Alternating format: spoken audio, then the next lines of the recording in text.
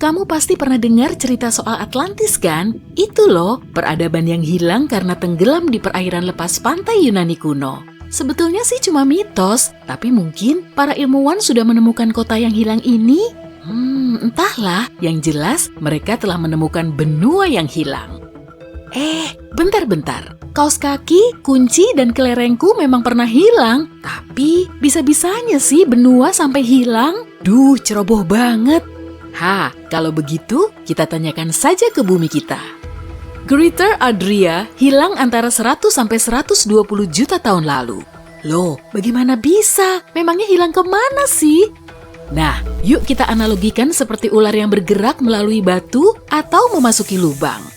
Benua yang hilang ini memang sulit dibayangkan, sesulit mencari ular yang seketika lenyap dari pandanganmu, padahal kamu penasaran. Kebanyakan ular tidak meninggalkan jejak. Kalau 100 juta tahun lalu kamu belum ada, dan aku juga belum lahir kok. Kemudian, bisa melihat ular yang melata di bawah batu, kamu tak akan tahu kejadiannya. Begitupun para ilmuwan, mereka tak akan bisa menemukan Adria kalau tidak meneliti jejak yang tertinggal. Dalam hal ini, pegunungan. Misalnya saja, ular yang sedang kabur itu bergerak ke bawah batu. Sudah lama sekali kulitnya tidak berganti. Nah, kulit lamanya terkelupas lalu menumpuk di celah kecil di antara batu dan tanah. Begitupun Greater Adria. Saat memisahkan diri dari daratan raksasa Gondwana, bongkahan seukuran Greenland ini bergerak ke utara. Oke, nanti kita bahas Gondwana lebih lanjut ya. Nah, saat akhirnya menabrak Eropa, Greater Adria menghujam ke bawah sehingga titik temu kedua benua ini terlipat dan tertekuk. Selama bertahun-tahun, prosesnya terus berlanjut dan lipatannya terus membesar. Kemudian, benua ini meninggalkan jejak yang sangat jelas dan terkenal itu. Wah, jadi pengen main ski di lapisan esnya deh. Kita beralih ke pegunungan Apennini dan Alpen Swiss. Profesor Dewey van Hinsbergen punya analoginya sendiri. Sang geolog memimpin tim peneliti yang punya peran penting atas penemuan besar ini pada bulan September 2019 lalu. Dia mengaitkan gerakan melipat ini seperti memasukkan tangan ke celah lengan baju yang sempit. Karena lenganmu tidak muat, bajumu jadi berlekuk. Lekukan ini seperti pegunungan. Kamu pasti penasaran kan? Apa pegunungan lain juga punya asal-usul yang sama? Ya, sama saja. Oke, kamu pernah mengumpulkan pasir dengan tanganmu sendiri? Tanganmu itu seperti daratan yang bergeser dan puncak pasir yang kamu bentuk merupakan miniatur pegunungan. Kulit ular, lengan baju, dan pasir. Intinya, pegunungan tetap berada di posisinya saat pecahan benua saling menabrak dan bertumpuk. Tapi bagaimana dengan benua yang hilang karena bergerak menjauh? Apa yang terjadi pada Greater Adria? Seperti ular yang bersembunyi di bawah tanah, Adria juga terus meluncur ke bawah permukaan tanah. Dr. van Hinsbergen memperkirakan benua ini mungkin sedang berada di bawah Eropa Selatan sedalam sekitar 1448 km. Tapi kalau lokasinya ada di darat maupun di bawah laut, apa Greater Adria masih bisa disebut benua? Apakah ular masih termasuk ular saat berada di bawah tanah? Tentu saja masih. Bahkan ada kok benua yang sebagian besar areanya di bawah air dan tetap ada sampai sekarang. Pernah dengar Selandia? Benua ini juga dikenal sebagai benua Selandia Baru atau Tasmantis. Rupanya sangat mirip dengan kepulauan dengan gugusan pulaunya. Tapi dari atas permukaan air akan terlihat sebagai satu benua dari daratan yang tenggelam. Puncak gunungnya juga menyembul ke permukaan. Puncak inilah yang kita lihat sebagai pulau. Selandia termasuk mikrobenua yang kemudian memunculkan pertanyaan menggelitik. Benua itu apa sih? Sampai saat ini masih menjadi perdebatan. Bahkan kita masih memperselisihkan jumlahnya, belum termasuk mikrobenua dan benua yang hilang. Umumnya, benua merupakan daratan yang luas. Menurut standar Amerika Serikat, ada 7 benua: Afrika, Antartika, Asia, Australia atau Oseania, Eropa, Amerika Utara, dan Amerika Selatan. Tapi, orang Eropa menggabungkan Eropa dan Asia menjadi Eurasia. Jadi mereka cuma mempelajari 6 benua. Orang Amerika Selatan juga mengenal 6 benua, tapi mereka tetap memisahkan Eropa dan Asia dan menggabungkan Amerika Utara dan Amerika Selatan. Lebih anehnya lagi, rupanya kita sepakat untuk menggolongkan Australia sebagai benua, sedangkan Greenland bukan. Gelarnya cuma sebagai pulau terbesar di dunia. Kasihan ya. Nah, sebenarnya hal ini berkaitan dengan lempeng tektonik di bawah benua. Tapi video kali ini tidak akan membahas topik ini. Jadi, dari mana asal benua ini?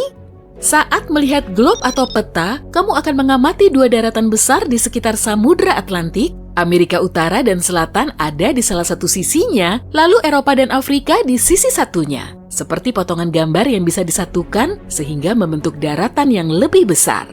Daratan besar ini dinamakan Pangaea. Para ilmuwan menganggap Pangaea sebagai super benua kalau memang ada, tapi pecah 175 juta tahun lalu. Bentuknya tidak menjadi dua gambar besar di sebelah kiri dan kanan seperti sekarang ini, mungkin terpecah secara horizontal, meninggalkan Amerika Utara, Eropa, dan Asia yang tetap menyatu di sebelah utara. Kita mengenalnya sebagai Laurasia. Sedangkan Amerika Selatan menempel dengan Afrika, Antartika, dan Australia di daratan yang disebut Gondwana.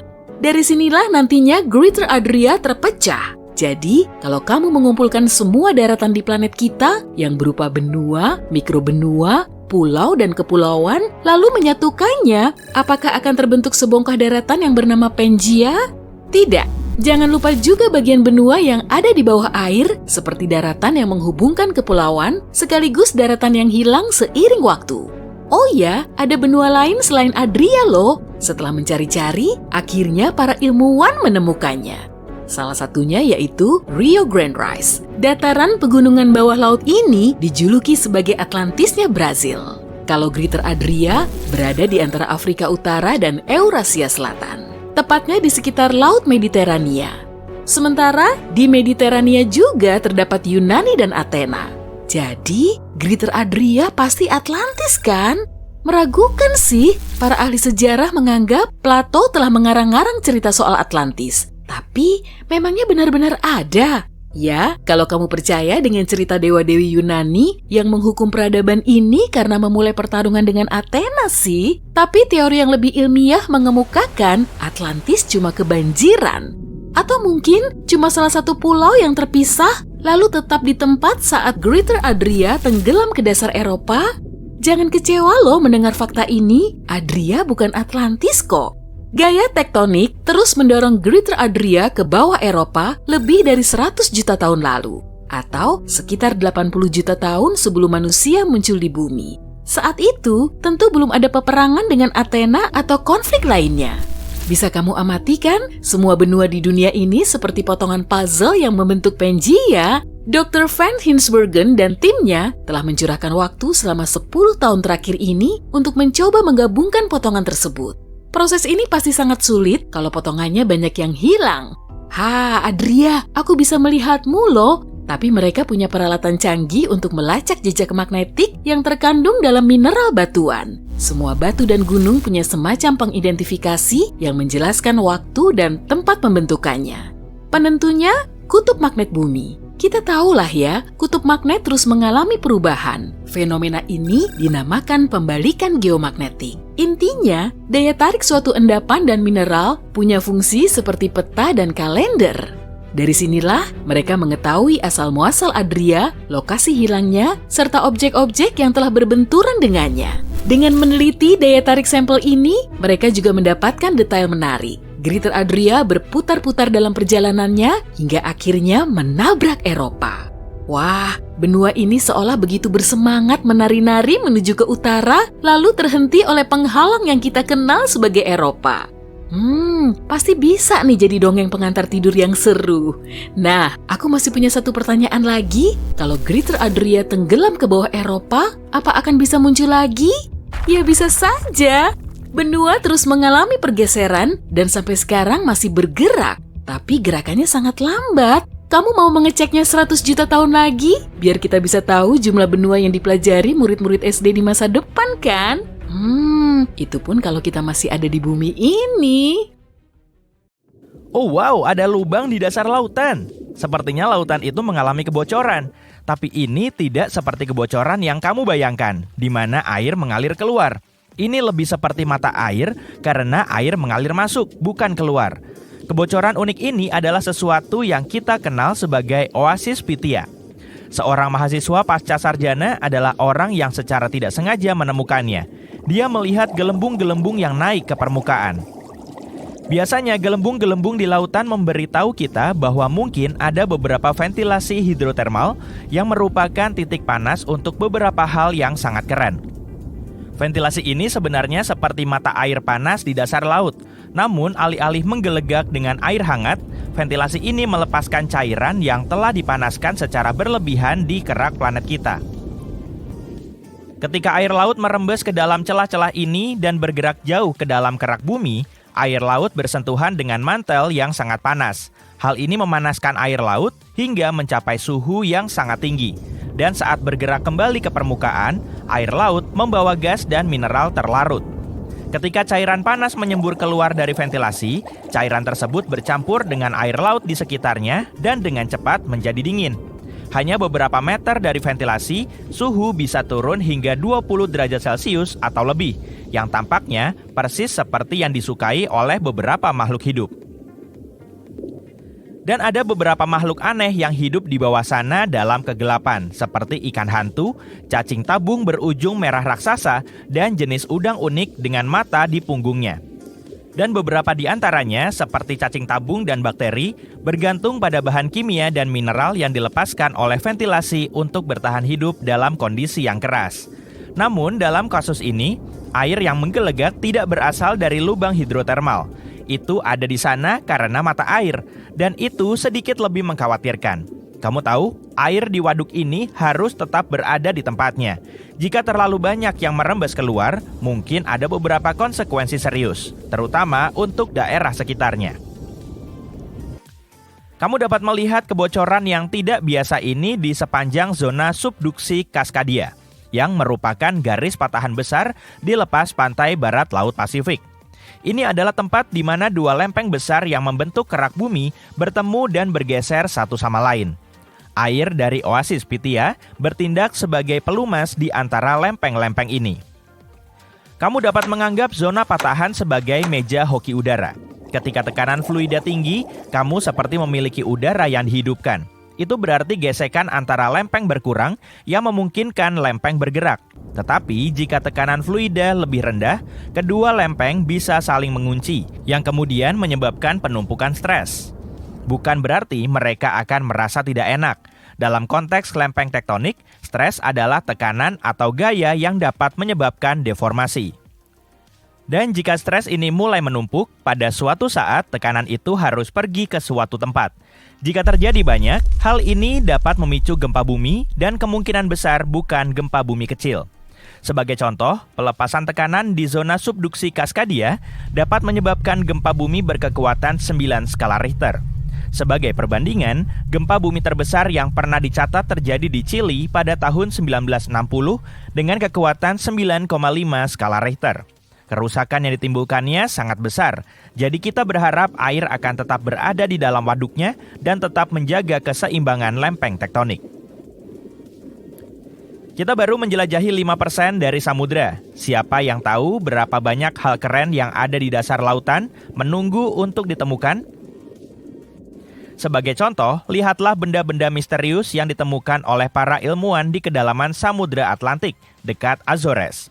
Lubang-lubang itu tersusun rapi dan berjarak sekitar 10 cm, atau dalam beberapa kasus, bahkan beberapa meter.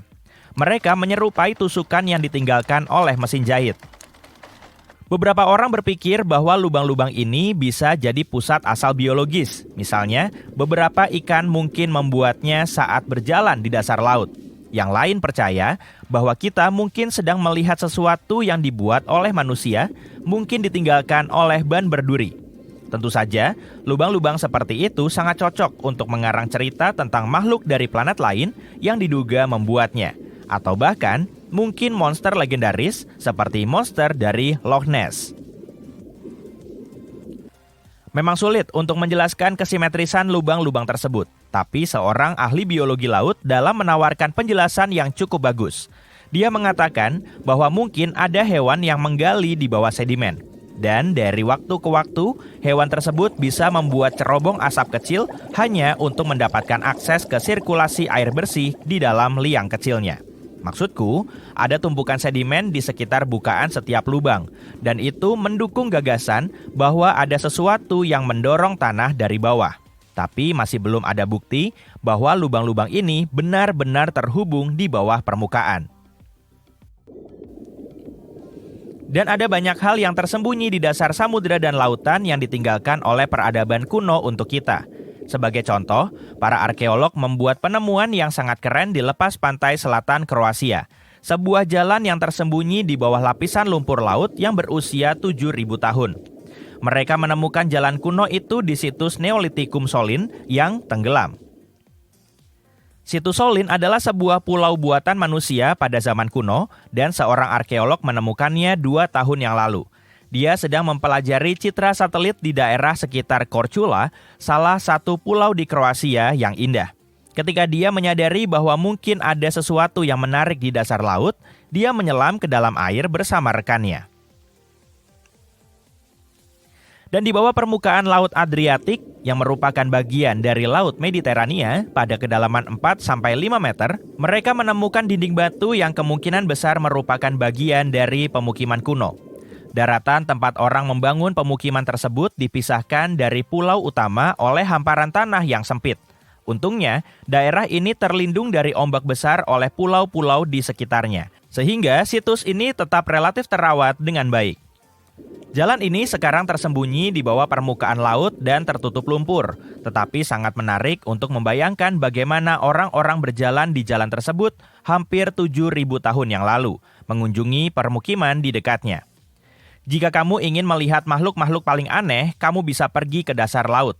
Sebenarnya, para ilmuwan telah menentukan bahwa mungkin ada lebih dari 30 spesies baru yang berpotensi ada di dasar Samudra Pasifik. Mereka telah mengumpulkannya dengan menggunakan kendaraan yang dikendalikan dari jarak jauh. Ini adalah langkah besar karena sampai saat ini mereka hanya bisa mempelajari makhluk-makhluk seperti itu melalui foto. Aku berbicara tentang cacing yang tersegmentasi, berbagai jenis karang, beberapa invertebrata yang mirip dengan kelabang, dan banyak lagi. Tetapi ada juga banyak makhluk aneh lama yang sudah kita ketahui yang terlihat seperti berasal dari film fiksi ilmiah. Gurita merah, blobfish. Oke, yang satu ini terlihat normal sampai kamu mengangkatnya ke permukaan. Hiu siluman, ikan berbisa sloan, cacing zombie. Ya, aku tahu, mari kita lanjutkan. Dasar laut juga menyembunyikan benda-benda dari luar angkasa. Ada jejak-jejak plutonium dan besi yang langka di dasar Samudra Pasifik. Dan yang mengagumkan adalah semua ini berasal dari luar angkasa. Bahan-bahan radioaktif ini mungkin terbentuk saat terjadi bencana alam di luar angkasa dan akhirnya sampai ke planet tempat tinggal kita yang indah ini. Dan puing-puing luar angkasa ini kemungkinan besar muncul di bumi dalam 10 juta tahun terakhir. Setelah jatuh ke Samudra Pasifik dan mengendap di kedalaman hampir 1 mil, puing-puing ini menjadi bagian dari semua lapisan batuan di sana. Plutonium sangat menarik bagi para ilmuwan. Memang hanya sedikit sekali yang telah ditemukan, mungkin hanya ratusan atom. Tapi tetap saja luar biasa karena atom-atom ini tercipta dari ledakan bintang. Hal-hal seperti ini bisa membantu kita untuk lebih memahami bagaimana alam semesta menghasilkan elemen-elemen yang lebih berat daripada besi, seperti plutonium, emas, uranium, dan platina. Kita masih belum tahu pasti tentang asal-usul elemen-elemen ini.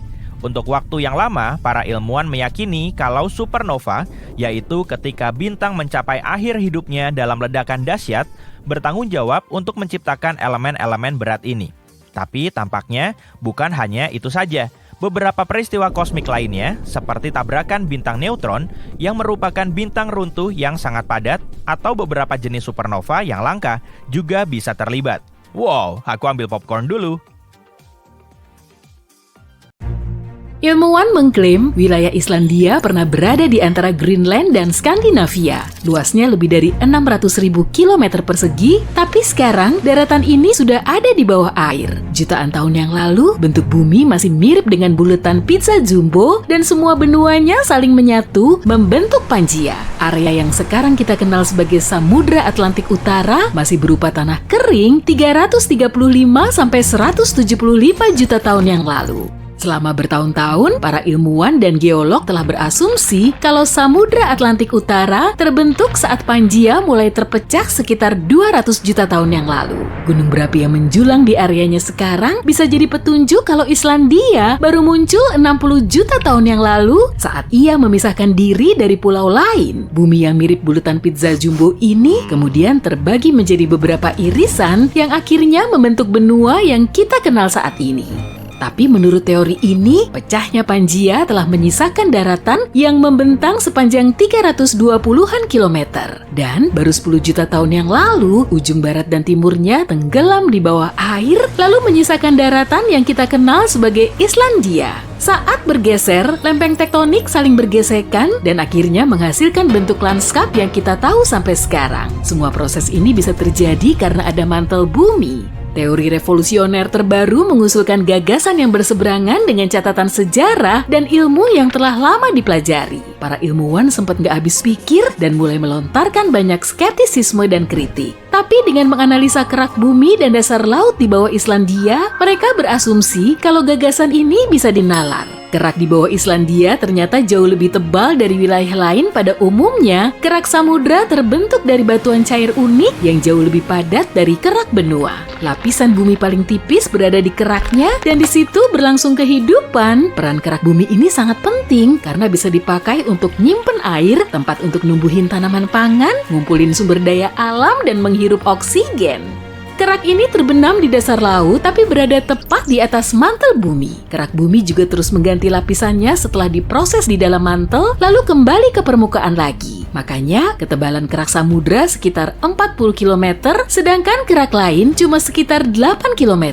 Cukup beralasan sih karena di situ ada banyak gunung berapi. Survei magnetik di dasar laut menunjukkan lapisan batuan cair ini bermotif garis-garis. Medan gravitasi bumi yang telah mengubah kutubnya selama jutaan tahun juga berperan penting dalam membentuk fondasi lanskap bumi. Tapi bukti konkret yang bisa membenarkan teori ini masih nihil. Untuk mencari tahu, para ilmuwan terlebih dulu perlu menggali dasar laut di dekat Islandia. Zirkon adalah mineral super keras yang bisa bertahan sampai miliaran tahun meski di kerak bumi terjadi erosi. Dengan menganalisis sampelnya, mereka bisa memperkirakan umur geologis benua agar bisa mencari tahu jenis keraknya. Barangkali kerak samudra yang lebih tebal atau kerak benua yang berupa daratan. Untuk melakukan proyek ini, mereka perlu mengucurkan banyak waktu dan biaya. Ada juga metode lain dengan memakai survei seismik di atas kapal riset untuk mengukur gempa. Atau bisa juga dengan mengebor lubang sedalam puluhan kilometer di dalam kerak bumi. Tapi metode ini memerlukan lebih banyak biaya daripada menganalisis mineral-mineral zirkon.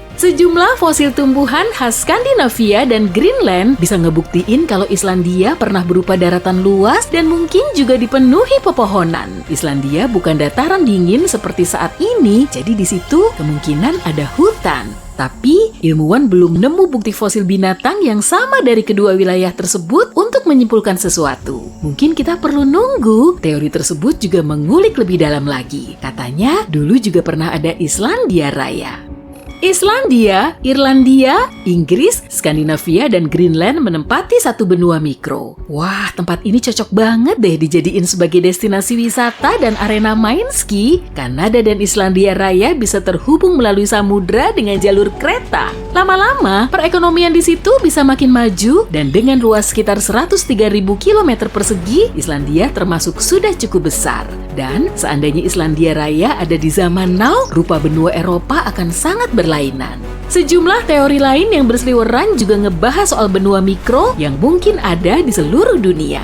Para ahli masih meragukan adanya benua Islandia ini, tapi kalau semua metode penelitiannya dilakukan dengan benar, teorinya bisa mengungkap sejarah Islandia dan Samudra Atlantik Utara. Dan ini bisa menjadi awal dari proses ditemukannya benua lain yang tenggelam. Teori lain juga menyebutkan kalau Selandia Baru merupakan puncak dari sub-benua yang telah hilang. Ukurannya bahkan lebih besar dari Islandia dan dinamakan sebagai Zealandia. Penelitian menunjukkan Selandia Baru memisahkan diri dari super benua Gondwana antara 79 sampai 83 juta tahun yang lalu. Ilmuwan mengklaim benua ini paling tipis dan paling muda di antara semua benua yang ditemukan di bawah laut. Kraton adalah inti batuan yang berfungsi sebagai fondasi utama di kebanyakan benua. Umurnya minimal 1 miliar tahun, tapi kerak benua yang menyusun Zealandia cuma berumur setengahnya sehingga masih tergolong cukup muda. Dengan kata lain, sebagian Kratonnya telah hilang meskipun ada sedikit sisa batuan tua dan bagian mantel bumi. Diperkirakan umurnya 2,7 miliar tahun.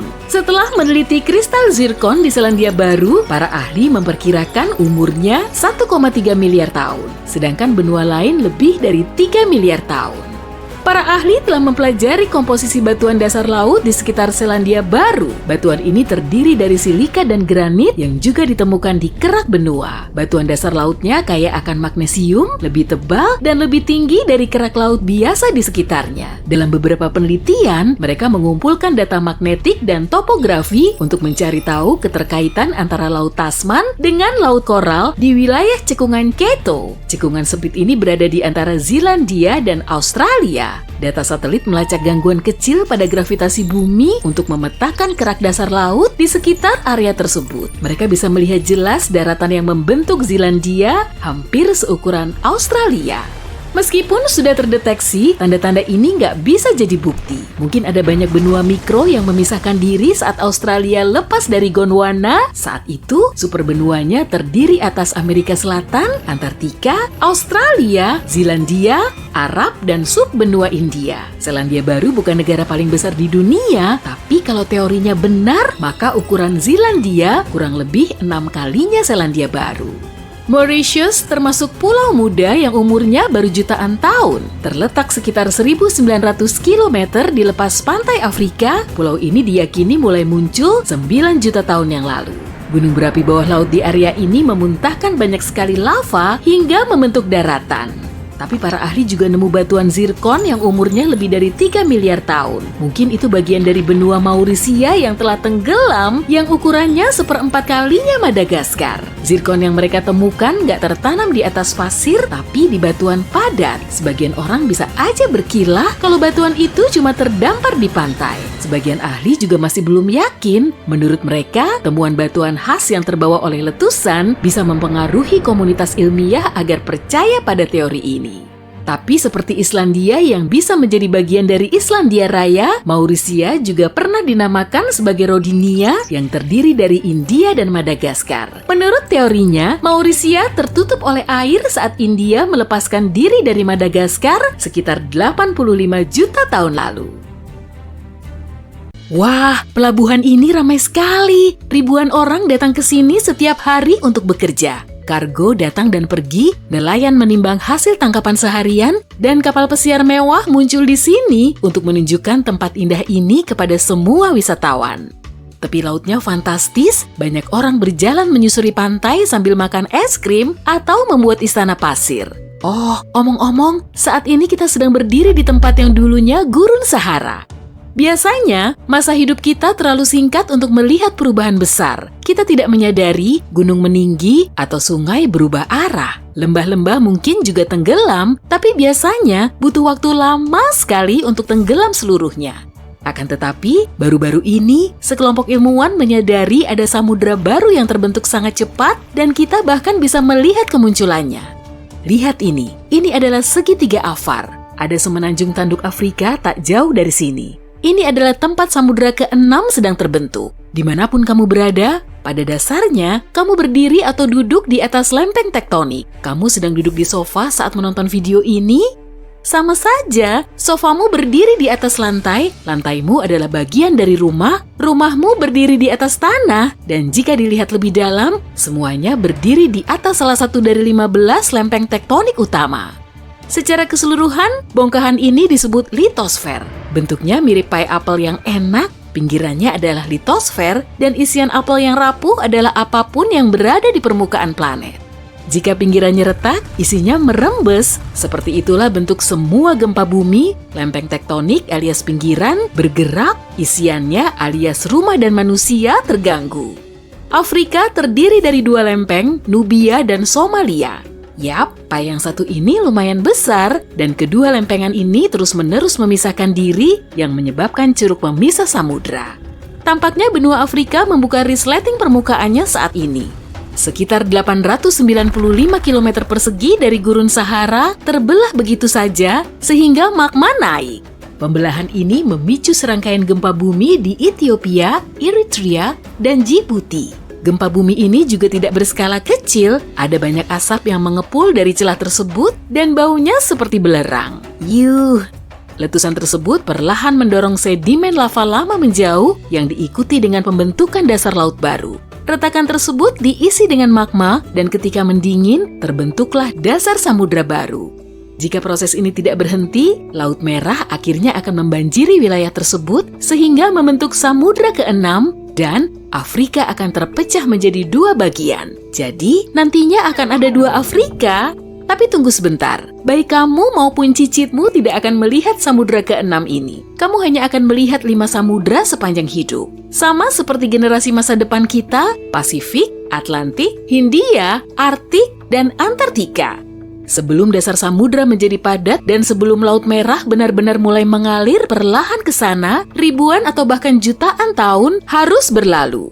Benua-benua bergerak secepat pertumbuhan kukumu dan bayangkan, kuku terpanjang yang pernah terlihat sampai sejauh ini adalah kuku ibu jari seorang pria India yang panjangnya hampir 2 meter sebelum dia memotong kukunya. Butuh waktu hampir 60 tahun untuk menumbuhkannya. Sekarang, pikirkan seberapa jauh benua-benua sudah bergerak saat kamu merayakan ulang tahun ke-100. Spoiler, tak akan terlalu jauh.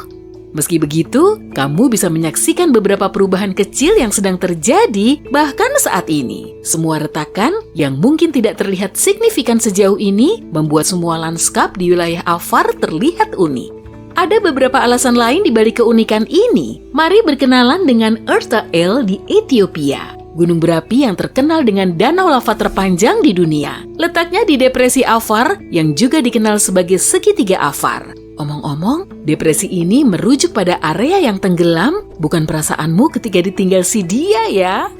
Erta El bukan satu-satunya gunung berapi di daerah ini, ada juga Eritrea yang disebut gunung berapi Nabro. Memang tidak pernah meletus, namun lava di daerah ini sangat aktif. Lebih banyak gunung berapi akan muncul karena pergerakan lempeng tektonik. Pergerakannya makin menjauh satu sama lain dan kerak bumi kian menipis. Makin lemah areanya, makin banyak gunung berapinya. Nah, lempeng tadi memisah dan ini tidak bisa dihentikan. Semua tinggal masalah waktu. Proses ini juga disebut kepulan Afar. Munculnya lebih banyak gunung berapi juga tidak bisa dihindari. Tapi bagaimana ini bisa terjadi? Ingat pie apple tadi? Ya, memang enak, tapi kondisi sebenarnya jauh lebih rumit. Lapisan luar tempat kita berjalan relatif rapuh dan terbentuk dari pecahan sejumlah bagian. Agak mirip kulit telur atau bagian anyaman di atas pie. Mari kita lihat lebih dalam ke semua bahan pie ini. Jika kita ambil sepotong, akan terlihat kalau pie ini terdiri dari banyak bagian dan ada sesuatu yang disebut astenosfer di bawah litosfer. Keduanya adalah bagian dari mantel bumi. Yap, memang rumit. Jadi, astenosfer dipanaskan dari dalam dan naik seperti adonan saat dimasukkan ke oven. Ingat retakan di permukaan kerak roti yang baru dipanggang? Duh, aku malah lapar. Kembali ke topik. Pada dasarnya, inilah yang terjadi pada segitiga Afar. Retakan itu membuat area ini terbelah, menciptakan celah dan lembah yang mungkin akan makin membesar dan tergenang air, sehingga samudra ke-6 dunia segera muncul di sana. Mungkin tidak segera, karena belum ada yang bisa memastikan. Oke, tapi karena lempeng tektonik dan semua benua selalu bergerak, kita mungkin akan punya lebih banyak benua di masa depan. Jawabannya adalah ya dan tidak. Jika sebagian Afrika terpecah, kita akan mendapatkan satu benua lagi yang akan lebih kecil daripada Australia. Tapi ada satu kemungkinan lain yang dapat terjadi. Ada kemungkinan dalam 250 juta tahun mendatang. Oke, dalam 250 juta tahun yang masih jauh, tidak akan ada lagi penerbangan transatlantik. Dan perjalanan darat dengan berjalan dari Jepang ke Chili juga bisa terjadi. Memang lama sih, tapi memungkinkan. Itu semua sedang terjadi dan hasil pertama akan terlihat sekitar 50 juta tahun dari sekarang. Aku sudah tidak ada saat itu. Australia akan bergerak menuju Asia Tenggara dan akan pas sempurna bagaikan puzzle, sementara Afrika akan terdorong ke Eropa Selatan. Namun, transformasi ini akan memakan waktu yang sangat lama. Manusia dan benua memiliki kesamaan. Ingat, benua bergerak secepat pertumbuhan rambut dan kuku kita hanya sekitar 3 cm per bulan. Beberapa bahkan bergerak 5 kali lebih cepat, tapi kecepatan ini pun masih sangat lambat untuk menempuh jarak 7.200 km antara Afrika dan Eropa. Ada satu teori yang membahas tentang kejadian yang sudah kita lihat. Kita memang tidak melihatnya dengan mata kepala sendiri, begitu pula nenek moyangmu yang mengarungi daratan dan sampai ke tempat tinggalmu ratusan tahun lalu. Faktanya, dahulu semua benua adalah satu daratan yang dikenal sebagai super benua Pangaea. Meski terbentuk lebih dari 300 juta tahun lalu dan terbelah sekitar 180 juta tahun lalu, semua pecahan ini mungkin kembali menyatu. Jadi, kanguru bisa dengan mudah bermigrasi dari Australia ke Britania Raya jika mereka mau. Tapi Britania Raya mungkin tidak sengaja hancur saat semua benua menyatu. Kedua benua Amerika akan bertubrukan, Antartika akan mengambang ke sana, dan semuanya bergabung dengan Afrika Eurasia yang sudah bertabrakan. Dalam skenario ini, akan muncul satu samudra besar dan satu benua besar yang bernama Novo Pangaea. Skenario lain yang mungkin terjadi menyatakan bahwa semua benua mungkin bergabung menjadi satu daratan atau membentuk lingkaran dengan laut besar di dalamnya dan super samudra Pasifik di luar. Benua ini disebut Pangaea Ultima. Teori ketiga mungkin sudah mulai terjadi, Samudra Pasifik dan Atlantik mungkin menghilang dan membentuk basin samudra baru. Eurasia akan terpecah sehingga membentuk samudra baru dan semua benua bergerak untuk menyatu menjadi super benua Aurika. Sementara teori keempat dan yang terakhir berpendapat, Samudra Pasifik dan Atlantik akan tetap ada dan tidak berubah. Sementara semua benua, kecuali Antartika, akan menyatu, meninggalkan Antartika yang malang semakin terisolasi dan terpencil dibanding sekarang ini. Hiks, sudah jangan sedih. Karena semua benua terus bergerak ke utara, bahkan hingga saat ini, sangat mungkin kalau hampir semua benua akan bertemu di suatu tempat di kutub utara. Mega drought atau kekeringan ekstrim mungkin akan segera melanda Australia. Dan bukan hanya musim kemarau panjang, tapi 20 tahun dengan sedikit atau bahkan tidak ada hujan. Sementara Australia mungkin akan menghadapi kekeringan terpanjang dan paling dahsyat sejak pencatatan resmi dimulai. Seluruh dunia mungkin akan kesulitan membeli roti, tepung, atau sereal. Harga energi kemungkinan akan melonjak secara global. Dan negara-negara tetangga seperti Selandia Baru, Indonesia, dan Malaysia harus bersiap untuk menerima warga Australia yang terkena dampak langsung dari kekurangan air. Untuk benar-benar memahami parahnya situasi ini, pertama kita harus mempelajari bencana-bencana yang terjadi di masa lalu. Pertama, Australia tidak asing dengan kekeringan dan fenomena ini dapat terjadi di seluruh wilayahnya. Dari tahun 2017 hingga 2019, bagian tenggara negara ini mengalami apa yang mereka sebut sebagai kekeringan tinderbox. Ini peristiwa kekeringan parah di mana bulan-bulan yang lebih dingin hanya mendapatkan sekitar setengah dari curah hujan biasanya. Beberapa bagian Australia menjadi sangat kering, sehingga kebakaran hutan menjadi ancaman yang konstan, tanaman gagal panen, dan air menjadi langka. Kekeringan ini juga dianggap berkontribusi terhadap bencana kebakaran Black Summer. Pada akhir tahun 2019, kebakaran hutan berkecamuk di seluruh negeri dalam skala yang belum pernah terjadi sebelumnya, dan orang-orang menggambarkannya seperti sungai lahar yang mengalir dari puncak pohon. Kerugiannya sangat besar.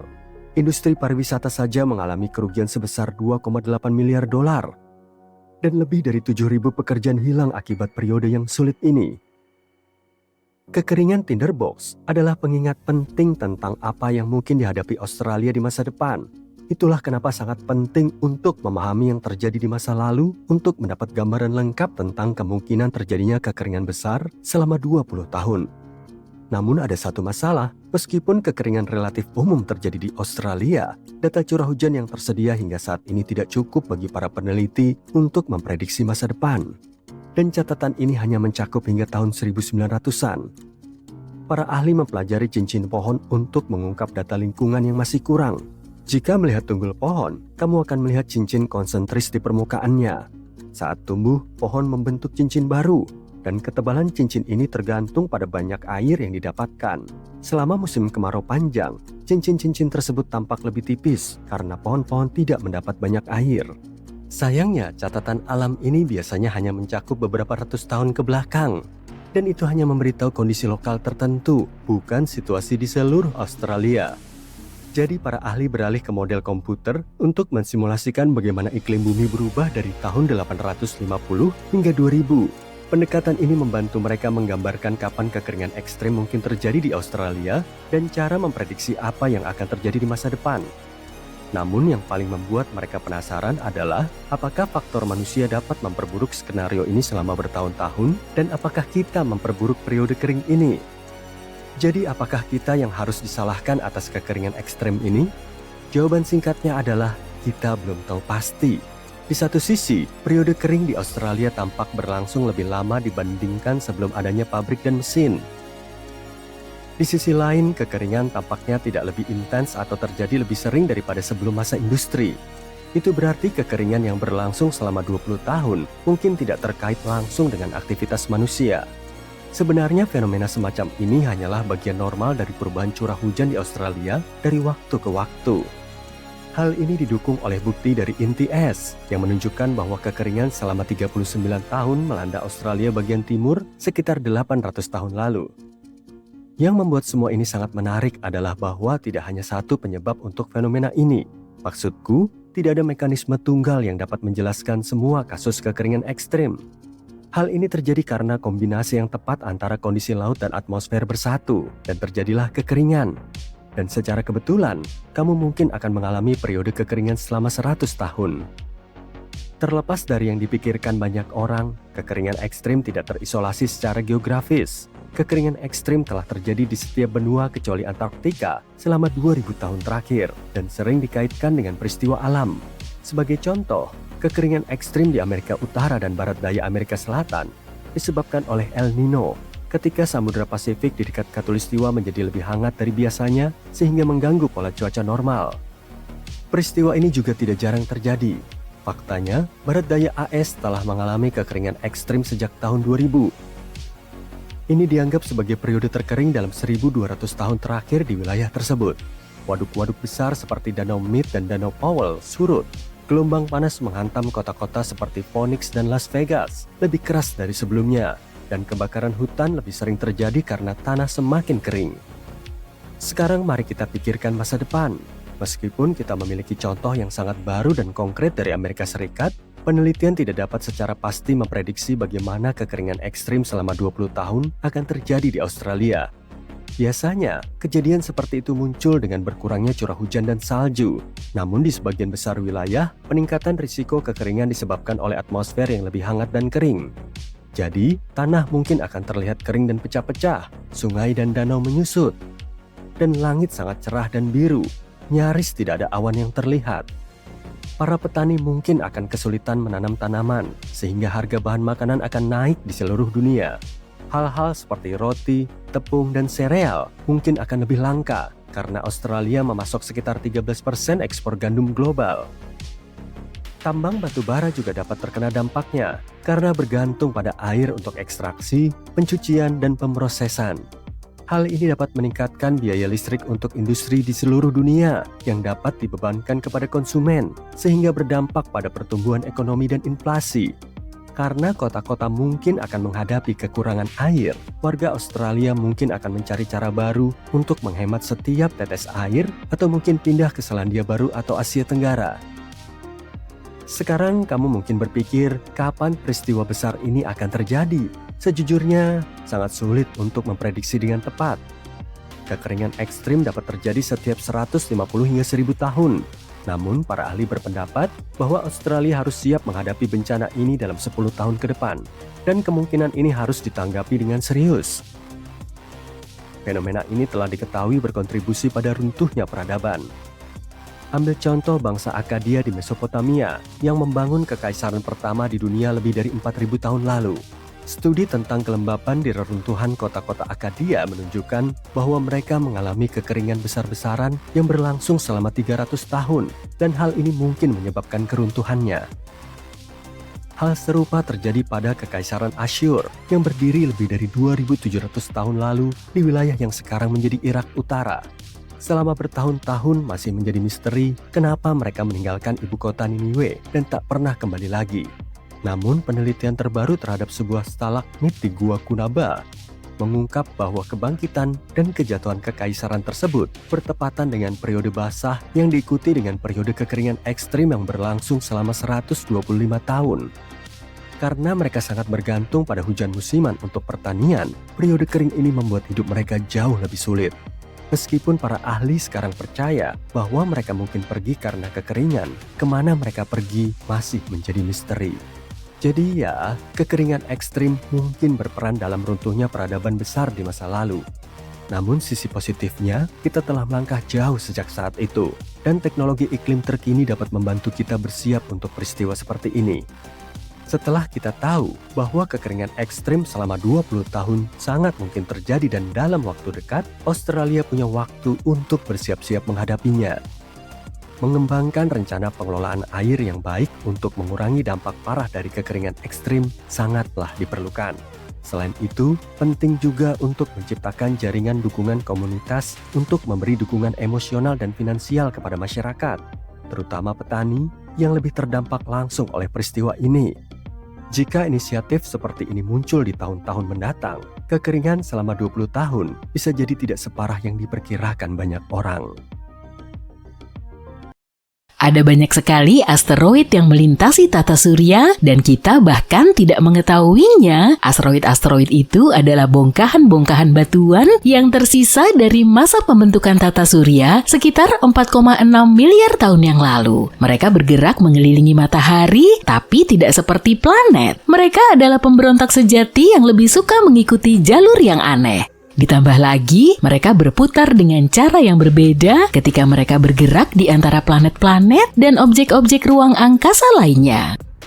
Sebagian besar berasal dari sabuk asteroid utama yang terletak di antara Jupiter dan Mars. Sebagian besar tinggal di sana, tapi Jupiter memiliki gravitasi yang cukup kuat sehingga bisa mendorong sebagian batu-batu yang melayang itu ke berbagai arah termasuk ke arah kita. Asteroid-asteroid ini terkadang berbentuk bulat dan terkadang berbentuk aneh dengan lubang-lubang bekas tabrakan dengan batuan angkasa lainnya. Seperti yang kita ketahui saat ini, ada lebih dari 1 juta asteroid di sabuk asteroid utama. Dan itu semua baik-baik saja sampai ada yang bergerak ke arah kita.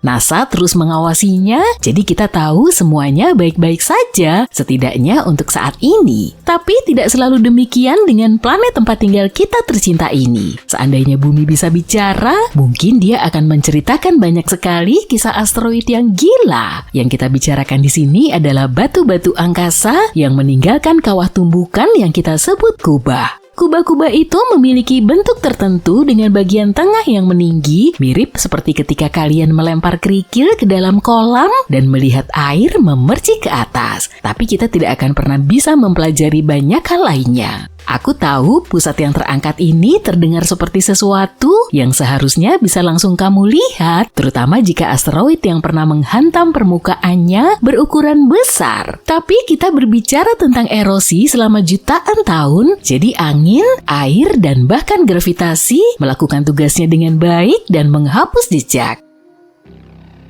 Kubah-kubah tersebut mengalami kerusakan akibat benturan dan beberapa situs bahkan tersembunyi di bawah lapisan batu dan tanah. Atau situs-situs itu menghilang selamanya karena lempeng tektonik bumi terus bergerak. Lihatlah bulan juga mengalami banyak tabrakan. Tapi di sana tidak ada lautan atau lempeng tektonik yang bergerak atau bahkan angin yang secara perlahan selama jutaan tahun menghapus kawah-kawah dari wajahnya. Pada dasarnya seluruh sejarahnya tertulis di permukaannya, tapi bumi memiliki kekuatannya sendiri yang dapat menghapus tempat-tempat seperti struktur tumbukan Frederick dan kawah Chicxulub. Kamu tahu kan kawah terkenal yang memusnahkan dinosaurus?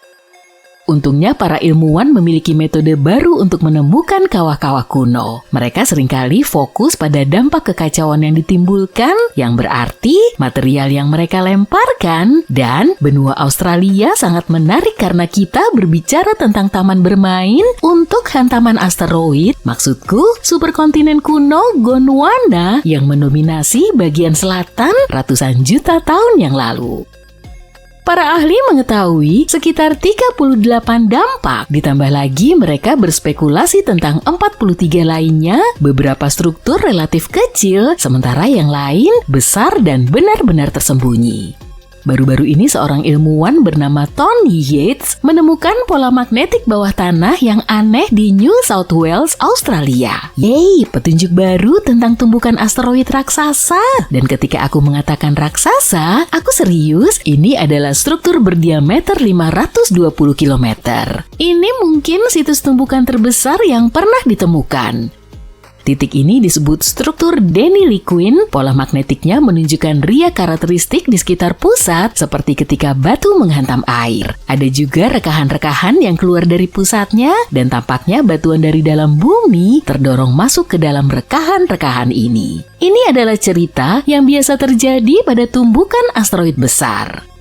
Struktur ini mungkin terletak di Gondwana Timur ratusan juta tahun yang lalu, jauh sebelum ia terpecah menjadi beberapa benua, termasuk Australia. Saat ini yang kita ketahui tentang kawah ini hanyalah apa yang kita lihat di permukaan. Untuk menemukan informasi lebih lanjut tentang tabrakan ini dan mendapatkan bukti, kita harus mengebor ke dalam tanah. Asteroid sebesar ini jelas bukan lelucon. Asteroid ini bisa saja menyebabkan zaman es besar-besaran dan bahkan mungkin memusnahkan sekitar 85% spesies, bahkan lebih banyak dari asteroid yang mengakhiri dinosaurus. Dalam 4,5 miliar tahun, yang merupakan waktu yang dibutuhkan planet kita untuk berdiri, bumi telah dihantam ratusan asteroid besar. Tapi bukan berarti semua batu angkasa yang memasuki atmosfer kita benar-benar sampai ke bumi. Sebagian besar yang berhasil melewati atmosfer berukuran relatif kecil, misalnya 1 meter. Itu bagus untuk kita karena batu angkasa yang berdiameter kurang dari 25 meter kemungkinan besar tidak akan berhasil melewati atmosfer planet kita.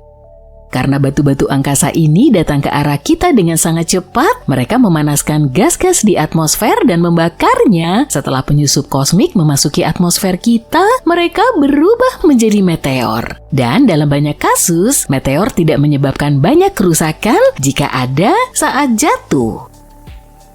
Tapi dulu ada benda-benda yang jauh lebih besar yang terbang dan menabrak bumi, setidaknya 190 di antaranya meninggalkan bekas yang masih bisa kamu lihat sampai sekarang. Salah satu yang sangat-sangat besar ada di Afrika Selatan, lebarnya 160 km. Ini sebenarnya adalah yang terbesar, setidaknya itulah yang dipikirkan oleh para ilmuwan saat ini karena mereka masih perlu memeriksa sebanyak mungkin detail tentang kawah baru di Australia ini. Kawah di Afrika Selatan ini terbentuk sekitar 2 miliar tahun lalu dan asteroid yang membentuknya mungkin lebih besar daripada asteroid yang memusnahkan dinosaurus. Ketika sebuah asteroid berukuran lebih besar dari 1 kilometer, dampaknya bisa sangat besar di seluruh dunia. Tabrakan ini sangat kuat sehingga bisa menyebabkan kebakaran di mana-mana dan melontarkan banyak debu ke udara. Ketika ada banyak debu di atmosfer, iklim di bumi bisa berubah selama berbulan-bulan atau bahkan bertahun-tahun. Lalu ada juga asteroid yang paling populer yang membuat lubang raksasa yang sekarang kita kenal sebagai kawah Chicxulub. Kamu tahu ceritanya kan? Ia menabrak planet kita 66 juta tahun yang lalu ketika dinosaurus yang malang berkeliaran mencari makan, jatuh cinta, dan pada dasarnya hanya melakukan apa saja.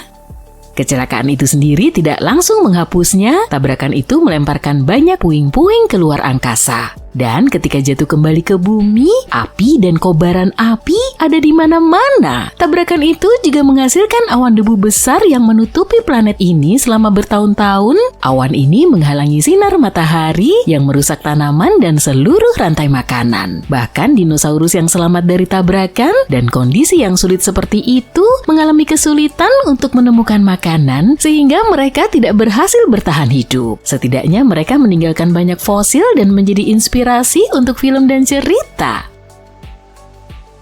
Dahulu kala di Kanada, sesuatu yang besar menabrak planet kita dan meninggalkan lubang besar yang sekarang kita kenal sebagai cekungan Sudbury. Dulu orang mengira benda itu adalah asteroid, tapi sekarang beberapa ahli berpikir bahwa benda itu mungkin adalah komet raksasa yang terdiri dari campuran es dan bebatuan. Lubang itu sekarang hampir hilang karena kondisi cuaca, tapi orang-orang masih bisa menambang besi dan nikel di sana, dan pada saat yang sama, mereka juga bisa menemukan sisa-sisa benda angkasa yang jatuh di sana. Kalau kamu pergi jauh ke India Selatan, kamu akan menemukan sebuah lubang besar yang disebut Kawah Lonar. Penduduk setempat menemukannya 200 tahun yang lalu dan meyakini bahwa lubang itu mungkin berasal dari gunung berapi. Tapi sekarang kita tahu bahwa itu adalah jejak dari meteor yang menabrak tanah sekitar 35 sampai 50 ribu tahun yang lalu.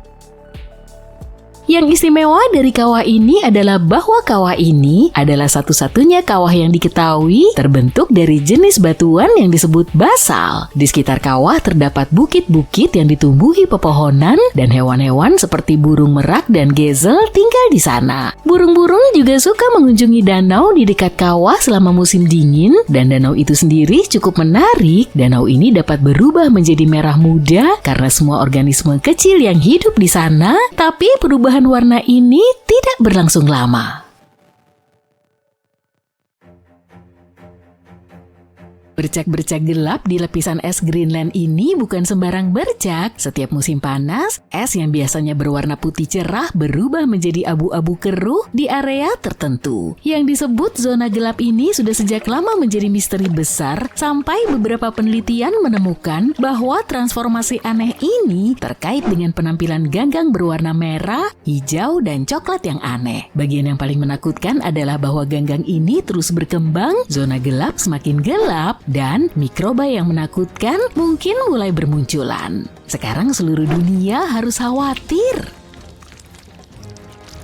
Lapisan es Greenland seperti selimut besar yang menutupi sekitar 80% pulau ini. Lapisan es ini sangat tebal sehingga menampung sekitar 8% es air tawar di dunia. Hampir sepanjang tahun, es terlihat seperti selimut putih raksasa yang tak tersentuh yang membentang di atas daratan. Namun ketika musim panas tiba dan suhu mulai meningkat, segalanya mulai berubah. Es mencair menampakkan area berbatu di sepanjang pantai, dan ketika kamu bergerak lebih jauh ke pedalaman, es yang tadinya halus dan putih menjadi lebih gelap. Ini adalah zona gelap dan mencakup area dengan panjang sekitar 400 km dan 100 km pada titik terlebar. Fenomena aneh ini terjadi pada dasarnya karena ada dua alasan besar. Yang pertama adalah karbon hitam. Sama seperti debu yang menumpuk di rak bukumu, es di Greenland juga memiliki masalah yang sama. Angin membawa campuran debu dan jelaga ke area es ini, tapi tidak seperti rak bukumu, kamu tidak bisa membersihkannya dengan kain. Dalam kasus Greenland, campuran kotor ini mengendap di atas es dan menempel selama ribuan tahun. Jadi, zona gelap pada dasarnya ditutupi oleh lapisan debu halus yang menumpuk dari waktu ke waktu. Pada tahun 2014, para peneliti menganalisis campuran kotor ini dan menemukan bahwa area es yang lebih gelap dipenuhi dengan karbon hitam. Karbon hitam ini tidak muncul begitu saja, tapi sebenarnya semacam itu sih. Para ilmuwan percaya sebagian besar berasal dari asap yang dihasilkan oleh kebakaran hutan di Kanada Utara dan Alaska di masa lalu. Seperti yang bisa kamu tebak, karbon hitam berwarna hitam, dan itulah sebabnya kenapa es terlihat lebih gelap. Sekarang alasan besar kedua perubahan musim panas di lapisan es Greenland berkaitan dengan ganggang yang disebutkan sebelumnya tadi. Kita kebanyakan berbicara tentang dua jenis ganggang, Ancylonema alaskana dan Ancylonema nordenskioldiae. Keduanya menyukai daerah berair dingin. Selama musim dingin, ganggang ini berada dalam keadaan tidak aktif di dalam es. Tapi ketika musim semi tiba, mereka mulai bermigrasi ke permukaan secara perlahan. Saat musim panas tiba, ganggang ini siap untuk mekar dan menyerap hampir 24 jam sinar matahari setiap hari untuk fotosintesis dan pertumbuhan. Biasanya ganggang ini berwarna hijau, tapi ketika terkena sinar matahari, warnanya berubah menjadi coklat sebagai cara alami untuk melindungi diri dari sinar ultraviolet yang berbahaya. Dan perubahan warna ini juga yang membuat es di Greenland terlihat lebih gelap.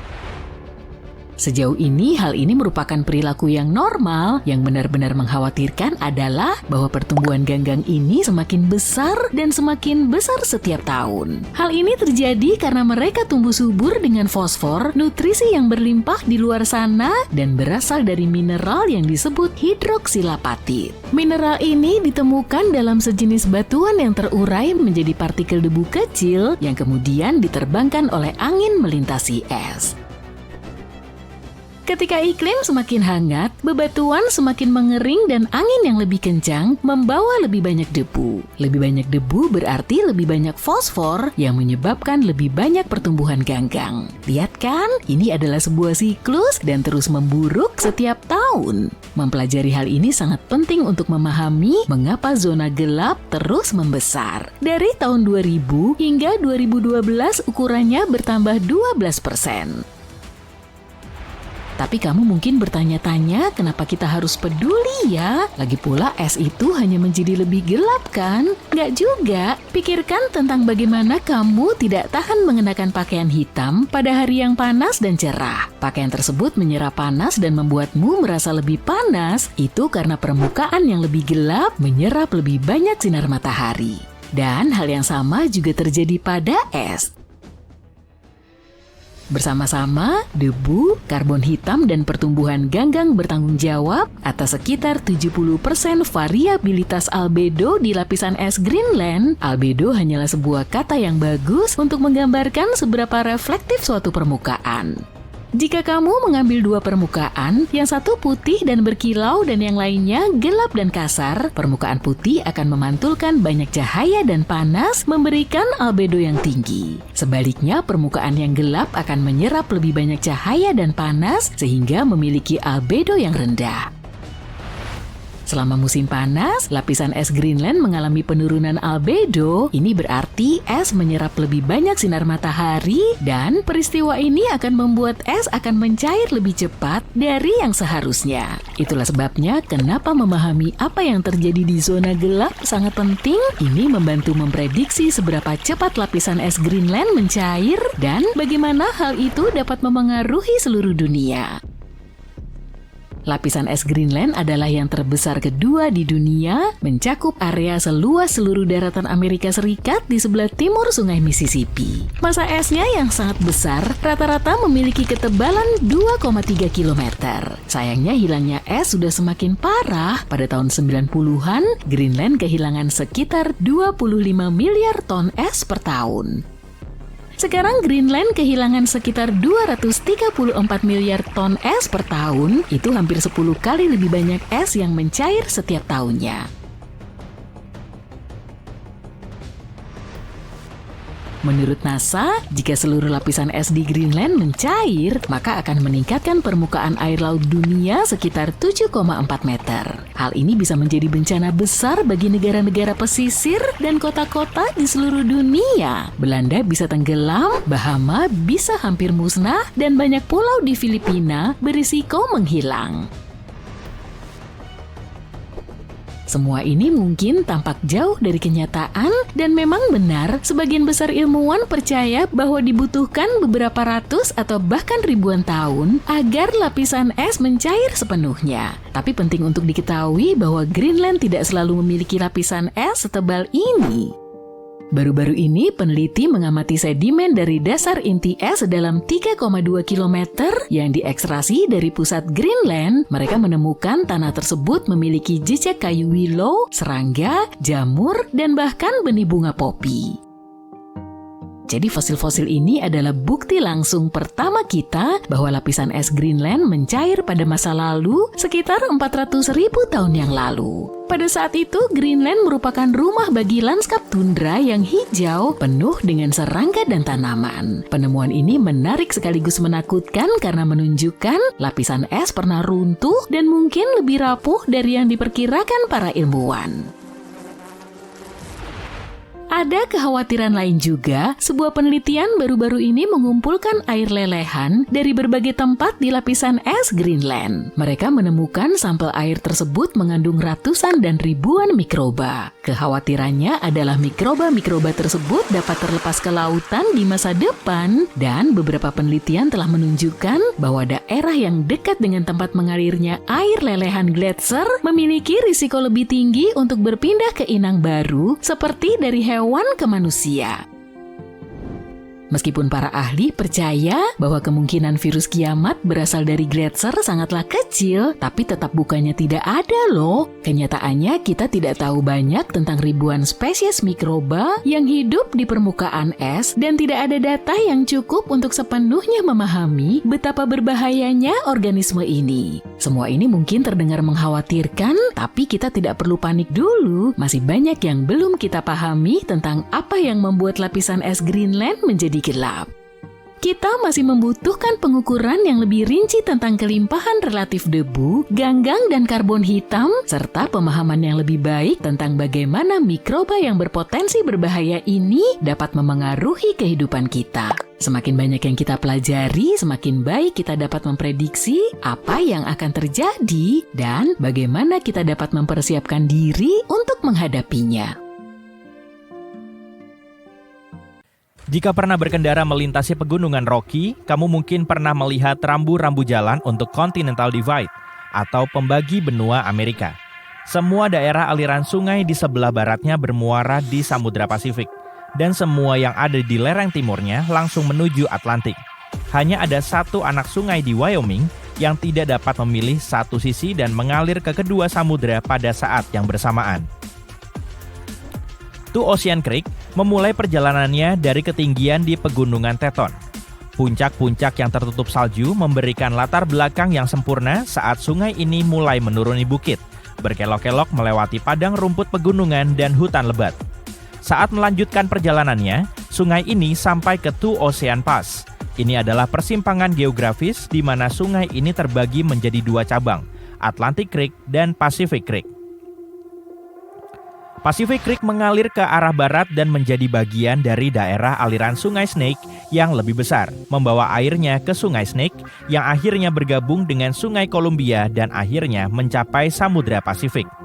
Atlantic Creek mengarah ke timur dan mengalir ke Sungai Yellowstone, Missouri, dan Mississippi dan akhirnya bermuara di Teluk Meksiko. Jika menghubungkan kedua daerah aliran sungai di peta, kamu akan mendapatkan satu garis biru antara Oregon dan Louisiana. Para penjelajah yang berjuang untuk menemukan jalur barat laut di antara dua samudra tidak pernah tahu bahwa mereka bisa menggunakan sungai ini. Mereka hanya perlu menggunakan perahu yang sangat kecil. Beberapa ilmuwan percaya bahwa ikan throat cutthroat lebih beruntung dengan cara itu.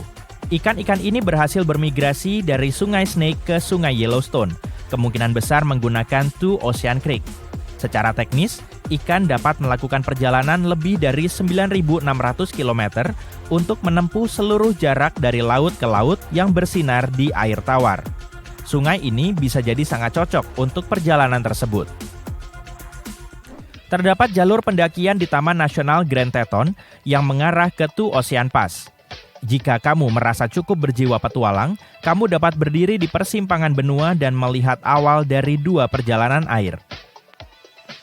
Danau Lonar di India muncul tiba-tiba sekitar 52.000 tahun yang lalu. Data yang lebih baru mengatakan bahwa usianya mungkin jauh lebih tua, mungkin lebih dari 500.000 tahun. Pada awalnya, para ilmuwan yakin bahwa danau ini adalah kawah kuno dari gunung berapi yang sudah lama punah. Tapi kemudian, para ahli geologi melakukan analisis rinci terhadap tanah dan airnya dan menemukan bahwa Danau Lonar berasal dari luar angkasa. Mineral yang ditemukan di tanahnya mirip dengan yang ditemukan di batuan bulan yang dibawa ke bumi selama program Apollo. Danau ini merupakan kawah tumbukan yang ditinggalkan oleh meteorit besar yang hampir 6 kali lebih berat dari Empire State Building. Tumbukannya sangat kuat, sehingga batuan vulkanik meleleh dan berubah menjadi kaca. Dalam waktu 20 detik, danau yang tadinya sudah lumayan unik tiba-tiba berubah menjadi merah muda. Ini bukanlah bagian dari kampanye pemasaran film Barbie. Analisis terperinci menunjukkan bahwa air tersebut mengandung mikroba yang unik. Mikroba-mikroba itu menumpuk di permukaan dan memancarkan pigmen merah muda. Setelah beberapa saat, mikroba-mikroba tersebut mengendap di dasar dan danau menjadi transparan kembali. Burung flamingo yang mendapatkan makanan dari danau tersebut juga mencicipi beberapa mikroba dan warnanya berubah menjadi merah muda yang lebih cerah dari biasanya. Salah satu pemandangan paling terkenal di Taman Nasional Yellowstone adalah mata air Grand Prismatic. Mata air ini merupakan salah satu mata air terbesar di dunia dan telah menginspirasi orang-orang yang melihatnya setidaknya sejak abad ke-19. Saat itu, sekelompok pemburu menyebutkan adanya danau berwarna biru nila yang mendidih seperti kuali besar. Beberapa dekade kemudian, sekelompok ekspedisi datang ke mata air ini untuk mempelajarinya lebih jauh dan menjelaskan penampakannya yang tidak biasa. Namun, karena mata air itu pada titik terlebarnya lebih panjang dari lapangan sepak bola Amerika, mereka harus membangun kapal khusus dan melakukan perjalanan jauh dari pantai. Para ilmuwan yang menumpang kapal tersebut tidak pernah mengenakan pelampung. Mereka tahu bahwa itu tidak akan berguna jika perahu mereka terbalik. Air di tengah mata air memiliki suhu yang nyaris mendidih, dan warna-warna cerah itu adalah hasil dari organisme ekstrim yang hidup di dalam air panas. Suhunya berubah saat kamu berjalan menjauh dari pusatnya. Spesies berbeda yang tidak keberatan dengan panas telah menetap di berbagai bagian kolam, memberikan pigmen yang beragam dan terkenal itu. Pada awal abad ke-20, seseorang mendapatkan ide menarik untuk mencoba mengairi sebagian dari gurun Black Rock di Nevada. Mereka mengebor sebuah sumur dan menemukan banyak air, tapi suhunya hampir mencapai titik didih. Air tersebut jelas tidak baik untuk pertanian, sehingga geyser buatan manusia itu ditinggalkan begitu saja. Selama beberapa dekade, geyser buatan itu perlahan-lahan berubah menjadi kerucut endapan kalsium karbonat yang mengesankan. Kemudian, pada tahun 1964, sebuah perusahaan energi panas bumi mengebor sumur lain di dekat sumur pertama. Air yang mereka temukan memiliki suhu yang sama. Kali ini, air itu tidak cukup panas untuk kebutuhan mereka menghasilkan energi. Jadi, mereka memutuskan untuk menutup sumur itu dan pergi. Tapi, air terus saja keluar dan benar-benar mengeringkan geyser pertama. Geyser kedua, yang diberi nama Fly Geyser, masih mengalirkan air panas yang kaya akan mineral. Kerucutnya berwarna-warni dan terlihat seperti bukan berasal dari planet ini berkat ganggang yang hidup di dalamnya yang menyukai panas. Setiap musim panas, Caño Cristales di Kolombia berubah menjadi pelangi cair atau sungai 5 warna. Pada saat ini dan sampai akhir musim gugur, kondisinya tepat untuk dasar sungai berubah menjadi merah, kuning, hijau, biru, dan hitam yang cerah. Keindahan ini berkat tanaman air tertentu yang tumbuh di sungai, sejenis rumput sungai yang istimewa. Selama musim hujan, air sungai mengalir deras dan sinar matahari tidak dapat mencapai tanaman ini. Selama musim kemarau, tidak ada cukup air untuk cadangan makannya. Jadi, waktu di antara musim-musim itu memiliki kondisi yang sempurna untuk pertunjukan penuh warna ini. Hal ini tidak terjadi di tempat lain di dunia. Pada titik tertentu, jumlah wisatawan yang ingin melihatnya menjadi sangat besar, sehingga para ilmuwan khawatir hal itu bisa berdampak buruk bagi pusat keanekaragaman hayati ini. Kawasan ini merupakan rumah bagi spesies hewan, burung, dan tanaman langka. Sekarang ada jalur ekowisata dan jam buka yang ketat. Pada bulan Agustus tahun 2014, seorang pria di Tunisia akan pulang ke rumah dari utara setelah menjalankan bisnisnya. Saat itu adalah malam musim panas dan dia bermimpi tentang air ketika tiba-tiba air muncul tepat di depannya. Ada sebuah danau di tengah gurun dan pria itu cukup yakin bahwa danau itu belum ada beberapa hari sebelumnya. Perairan baru itu mendapat julukan Danau Misterius dan benar-benar menjadi sebuah misteri besar. Ratusan orang datang ke sini untuk berenang di airnya yang jernih dan sejuk. Danau ini menjadi tempat yang populer, tapi beberapa hari kemudian airnya berubah menjadi hijau tua. Penduduk setempat tidak peduli dengan hal ini dan terus mandi di danau. Namun, ketika para ilmuwan dan ahli geologi tiba di tempat itu, mereka mengumumkan bahwa airnya berbahaya untuk berenang. Danau itu menggenang, airnya tidak terganti oleh aliran air bawah tanah dan hujan juga tidak membantu. Itu sebabnya airnya menjadi berjamur dan kotor. Danau itu mengandung ganggang dan banyak bakteri yang berbahaya bagi tubuh manusia. Para ilmuwan juga menemukan bahwa tanah di wilayah ini memiliki endapan fosfat. Zat ini bisa membusuk. Namun, hal itu tidak menghentikan orang-orang untuk mandi di danau di tengah gurun itu. Bagaimana danau itu bisa muncul di sana masih menjadi misteri. Beberapa ahli berpikir bahwa hujan lebat telah mengisi lubang di tanah dengan air. Teori lain yang lebih populer mengatakan bahwa gempa bumi telah membentuk danau. Aktivitas seismik pasti telah merobek kerak bumi di atas permukaan air. Kemudian, mata air bawah tanah mengisi celah tersebut. Jadi, secara teori, danau itu bisa mengering kembali suatu hari nanti, sama seperti saat kemunculannya. Di Mongolia, dinosaurus pernah hidup dan sekarang jumlah kuda di sana sama banyaknya dengan jumlah manusia dan 10 kali lipat jumlah domba. Ini adalah negara terkosong di dunia. Ibu kotanya telah dipindahkan sebanyak 28 kali dan mereka bahkan memiliki olimpiade sendiri. Jadi Mongolia terletak di sini, di dataran tinggi Asia Tengah, tepat di sebelah utara Cina. Ini adalah negara ke-19 di dunia berdasarkan luas daratan, tapi hanya memiliki 3 juta orang penduduk lebih sedikit. Jumlah penduduknya seperti penduduk Los Angeles, namun dalam satu negara. Jika kita tidak menghitung Greenland, Mongolia adalah negara dengan kepadatan penduduk terendah. Hanya ada 2 orang per 1,3 km persegi. Amerika Serikat memiliki 37 orang. Itu jika kita hanya menghitung orang. Mongolia memiliki banyak hewan ternak, sekitar 67 juta ekor. 20 kali lebih banyak dari jumlah orang di sana. Setengah dari ternak itu adalah domba. Namun dari semua hewan mereka, yang paling bergengsi adalah kuda. Ada pepatah tradisional yang mengatakan orang Mongol tanpa kuda bagaikan burung tanpa sayap. Dan ini menjelaskan banyak hal. Seseorang yang memiliki banyak kuda dianggap kaya. Namun, jangan bayangkan peternakan besar dengan kandang besar yang penuh dengan kuda. Di Mongolia, memiliki kandang kuda adalah sebuah pengecualian. Kuda-kuda di sana berkeliaran bebas di luar sepanjang tahun. Hampir tidak ada biaya untuk memelihara kuda di sana, karena kuda-kuda itu berkeliaran di luar dan bahkan mencari makan sendiri. Dan alam negara ini pun menyediakan cukup makanan. Musim dingin sangat sulit karena semuanya tertutup salju, tapi kuda dapat memisahkan rumput dari salju. Mereka menjadi lemah pada musim semi karena kekurangan makanan, tapi segera pulih setelah musim dingin berakhir. Sebuah keluarga dapat memiliki kuda suci dalam kawanannya. Kuda ini mengenakan syal biru di lehernya dan hampir tidak pernah ditunggangi. Orang-orang di sana sangat mencintai kuda-kuda mereka dan hubungan yang mesra ini sudah berlangsung berabad-abad lamanya. Ada banyak lagu, cerita, mitos, dan karya seni yang menampilkan kuda. Dalam bahasa Mongolia, ada sekitar 500 kata untuk mendeskripsikan sifat-sifat kuda dan lebih dari 200 kata untuk mendeskripsikan warna dan pola bulunya saja. Kuda juga memiliki makna spiritual. Kuda dipercaya memiliki roh yang dapat membantu pemiliknya, dan mereka juga dipercaya sebagai alat transportasi ke surga, sehingga sering dikorbankan setelah pemiliknya meninggal. Selain hewan peliharaan, negara ini juga menjadi rumah bagi beberapa spesies yang terancam punah. Ditambah lagi di masa lalu, dinosaurus berkeliaran di sana. Penemuan telur dinosaurus pertama kali terjadi di sana. Saat ini dinosaurus tentu saja sudah punah, tapi ada macan tutul salju di Mongolia dan itu juga langka. Jika kamu pergi ke negara ini, kamu harus berhati-hati. Macan tutul salju sangat pendiam sehingga kamu tidak akan mendengar hewan itu mendekatimu. Macan tutul salju tidak mengeluarkan suara saat berjalan.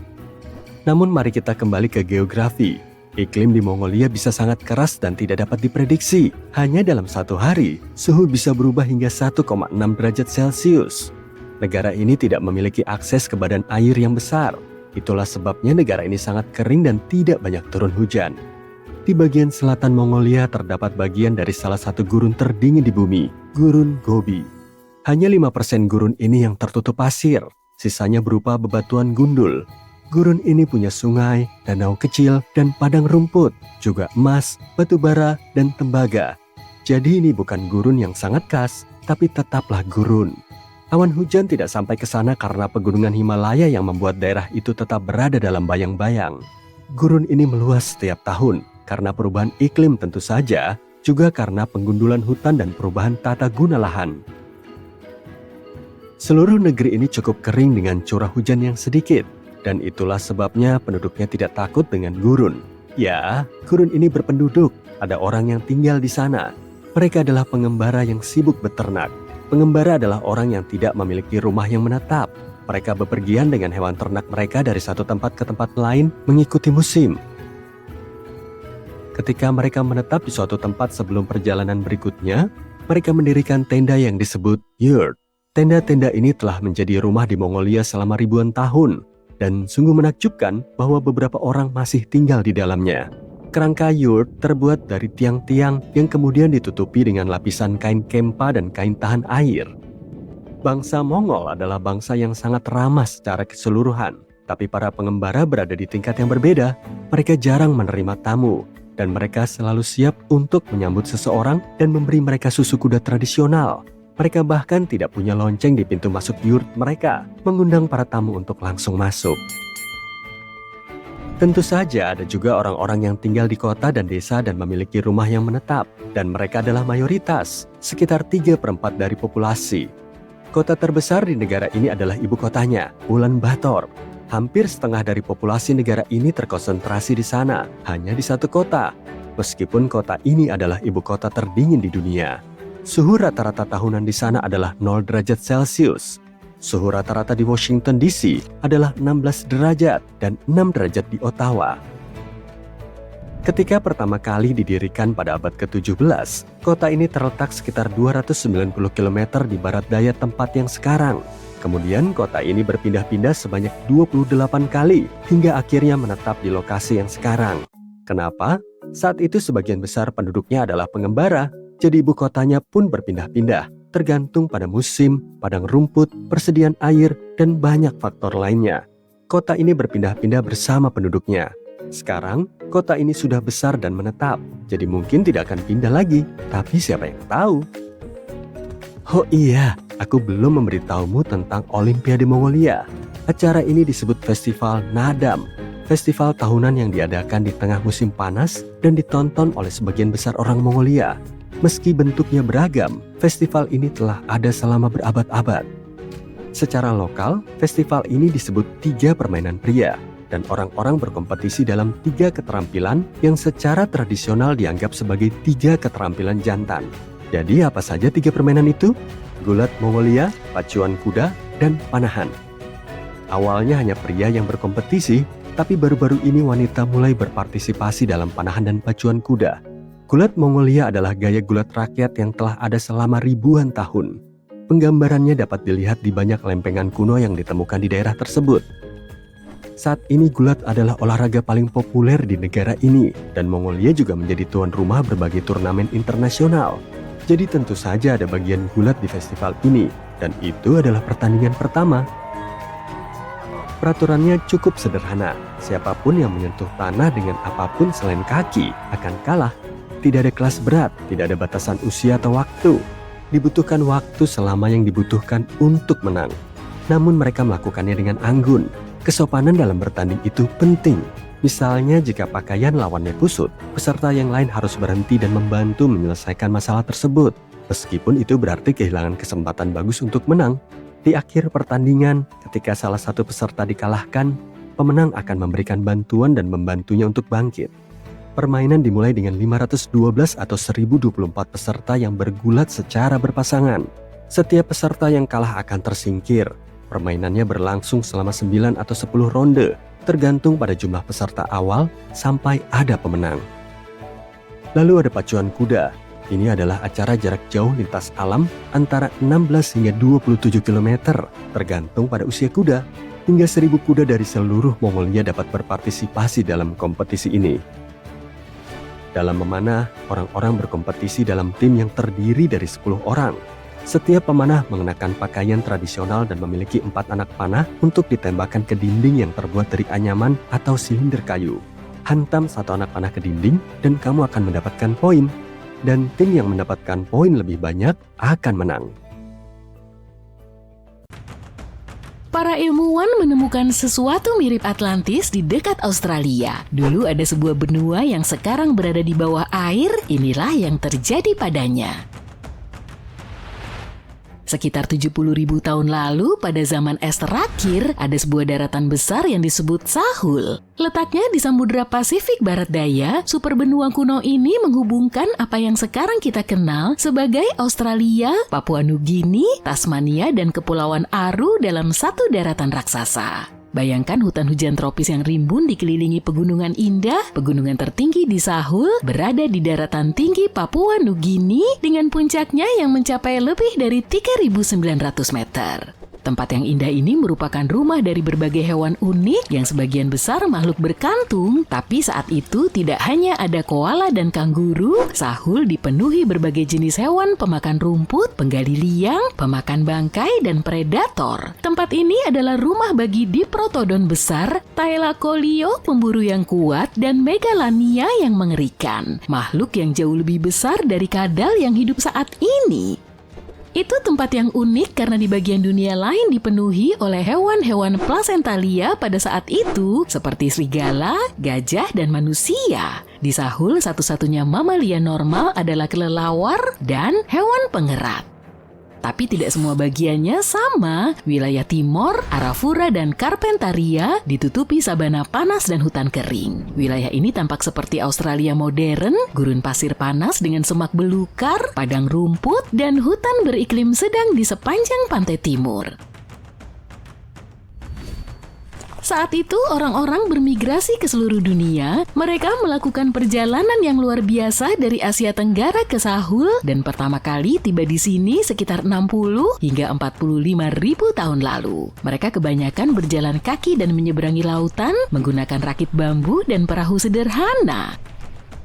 Mereka datang dari sebuah daratan kuno yang disebut Sunda yang mencakup sebagian wilayah Asia Tenggara. Mereka melakukan perjalanan melintasi serangkaian pulau yang dikenal sebagai Wallacea dan akhirnya menyebar ke Sahul.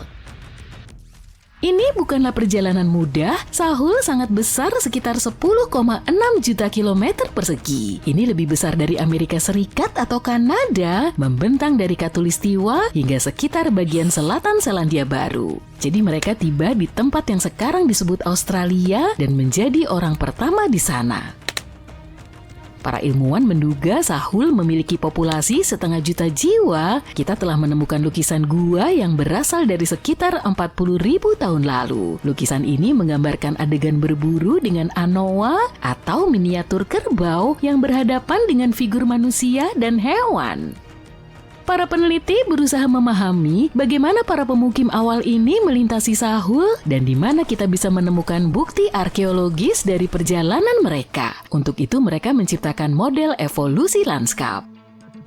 Simulasi menunjukkan bagaimana Sahul berubah antara 75.000 hingga 35.000 tahun lalu. Simulasi ini menunjukkan rute migrasi potensial dan situs-situs arkeologi. Manusia kemungkinan besar melakukan perjalanan di sepanjang garis pantai dan sungai. Tapi bagaimana Sahul bisa tenggelam di lepas pantai Australia mirip dengan mitos Atlantis?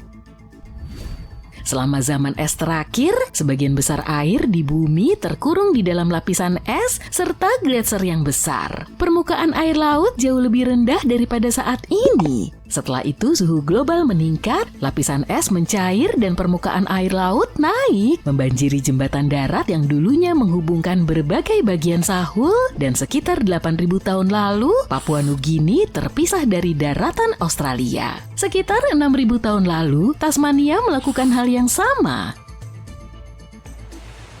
Kita masih bisa menjelajahi bagian bawah laut Sahul berkat teknologi baru. Penyelam menjelajahi dan mengumpulkan sampel langsung dari dasar laut. Drone bawah air dapat menjelajahi tempat-tempat yang terlalu dalam atau berbahaya untuk dijelajahi manusia. Dengan pemetaan sonar, para ilmuwan menggunakan gelombang suara untuk membuat peta dasar laut. Ini seperti menggunakan gema untuk melihat apa yang ada di bawah air. Gelombang suara memantul dari dasar laut dan kembali lagi membantu kita membuat gambaran seperti apa bentuknya. Jauh di bawah air, para arkeolog telah menemukan peralatan batu dan artefak lainnya. Mereka juga menemukan fosil hewan seperti Diprotodon dan Thylacoleo. Dengan mengamati medan bawah laut Sahul, mereka mengetahui tentang sungai, danau, dan garis pantai kuno yang ada selama zaman es. Tapi Sahul bukanlah satu-satunya benua bawah laut.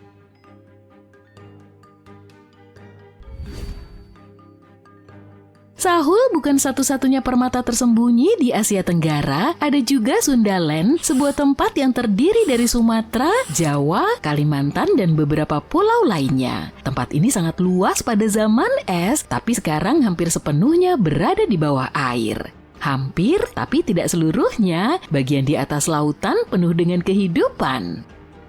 Kalau kamu menyukai burung, datang deh ke tempat ini. Di sini ada hampir 1/5 spesies burung di dunia.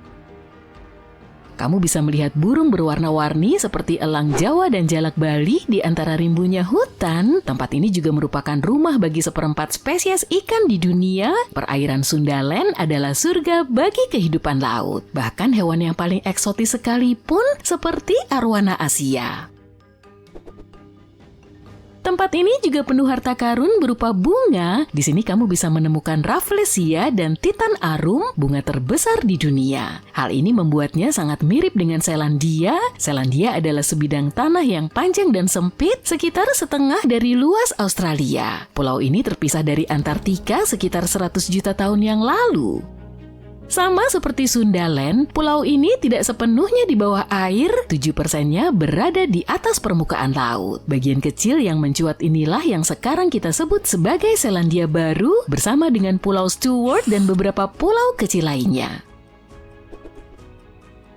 Bagian-bagian Selandia ini subur dan hangat. Daerah ini penuh dengan gunung berapi, pegunungan, geyser alami yang indah, dan mata air panas. Penduduk setempat suku Maori menggunakan mata air panas untuk memasak, dan orang-orang menempatkan jagung, telur, dan sayuran di dalam keranjang dan menurunkannya langsung ke mata air panas. Terkadang mereka memasak makanan di dalam lubang oven menggunakan batu yang dipanaskan.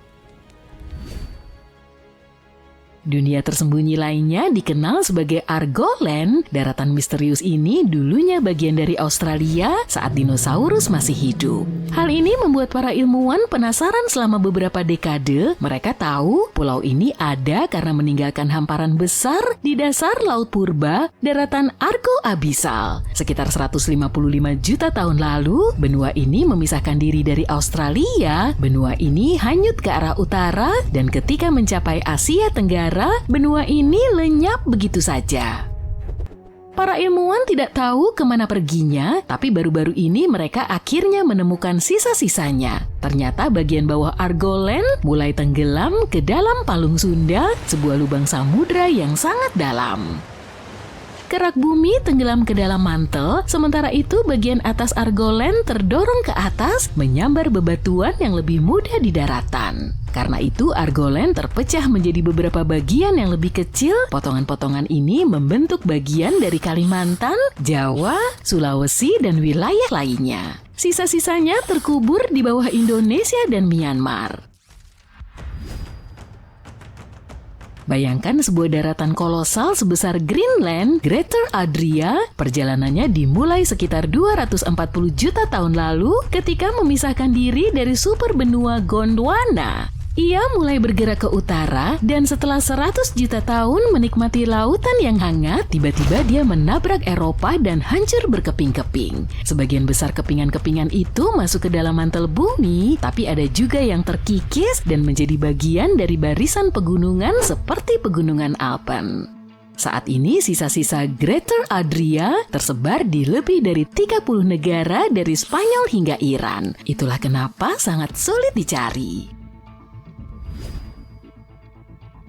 Seychelles juga pernah menjadi bagian dari Gondwana. Ya, pulau-pulau indah ini berada di atas benua kuno. Kita tahu banyak tentangnya karena singkapan granitnya yang memukau. 100 tahun lalu, Alfred Wegener menemukan pergeseran benua, tapi tidak ada yang mempercayainya. Singkapan granit ini membantunya membuktikan dia tidak gila dan lempeng tektonik benar-benar bergerak.